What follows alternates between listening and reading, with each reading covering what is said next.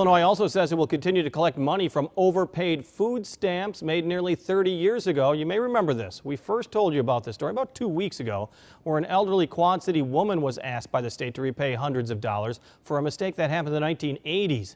The state says federal regulations and state law require that an effort be made to collect the money, and there is no statute of limitations on the department's debt. The FBI says the Illinois voter registration system was hacked last month. A Reuters news report says the agency found evidence hackers targeted the state election bases of both Illinois and Arizona. The FBI urging U.S. election officials to up their cybersecurity. Officials believe foreign hackers caused the breach, and hackers downloaded personal data on up to 200,000 voters. U.S. intelligence officials are concerned hackers may attempt to disrupt the presidential election in November. Police at the University of Illinois are warning students about another sexual assault on campus. This is the third instance that has been reported in just the last 2 weeks. The university sent out a campus safety notice after a student reported she was sexually assaulted on Thursday at a fraternity house. One of the other assaults also occurred at a fraternity house. In all 3 cases, the victim knew the attacker. Farmers are out on the lookout for a new corn disease that could reduce their crops in the coming years. That's after researchers spotted something called bacterial leaf streak in DeKalb County. They've also identified it in 8 different states. So far, no reports of it in our area. The disease is not harmful to humans, animals, or the food supply, but it tends to thrive in hot, wet, and humid conditions. It may be one that we won't see every year, so we'll have to really kind of hone our senses a little bit as we're out scouting the fields. They want us to look not necessarily at where this came from, although that's very important, but at this point, what to do about it. Right now, there's no way to treat it. Farmers will be proactive, though, by not taking crop debris from one field to the next to at least limit its spread.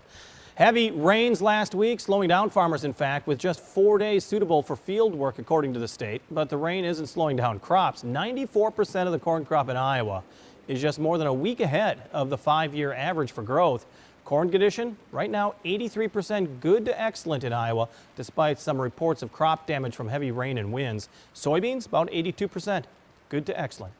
National outrage over the rising price of EPIPENs now has the maker of the life-saving device pressured to lower the cost. News 8's Elizabeth Wattis now joins us in the studio with how a local ambulance service is preparing to treat even sicker people because of the high costs. Elizabeth? Jim, right now EpiPens cost more than $600 a pop, and the maker of the device, a company called Mylan, announced today it will be releasing a generic brand that will be $300 for a 2-pack. A local ambulance service here in the Quad Cities says the change is a good thing, but these skyrocketing prices leave them with more work, and it puts patients in even more danger.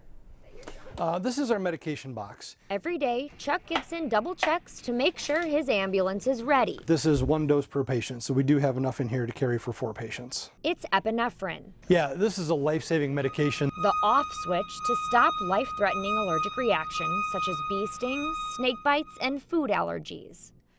Anyone with a prescription can buy a device that administers the drug, an EpiPen, but for a price. $600. On Monday, the company that makes EpiPen announced it will offer a generic version that will be half the cost. It's certainly a step in the right direction. But Gibson says it's not nearly enough. It's difficult when you see people that are choosing what they should or shouldn't buy.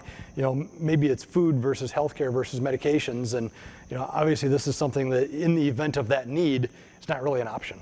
Medic EMS anticipates more people not being able to afford EpiPens, leaving more emergency calls for them and putting more people in extremely dangerous situations. If somebody's not able to get that medication and calls us, whereas before they may have taken the medication and sought medical care on their own, you know, we may find patients that are sicker because they've waited longer to get a hold of us rather than give that medication themselves. Now, EMS medics right here in the Quad Cities, they say they've had about 15 emergency calls just this year where epinephrine was needed. And they're hopeful that as the price of EpiPens goes down, so do those emergency situations. All right, Elizabeth, the new generic form will be available in both the 0.15 milligram and the 0.30 milligram strength. And Mylan actually says it should have a generic version available in the next couple of weeks. Still ahead at 5, in-house recovery, how a team of Quad City specialists helped repair a devastating injury for this guy. Oh my The guy on the left, not the right. Yeah. Yeah, Bailey's fine.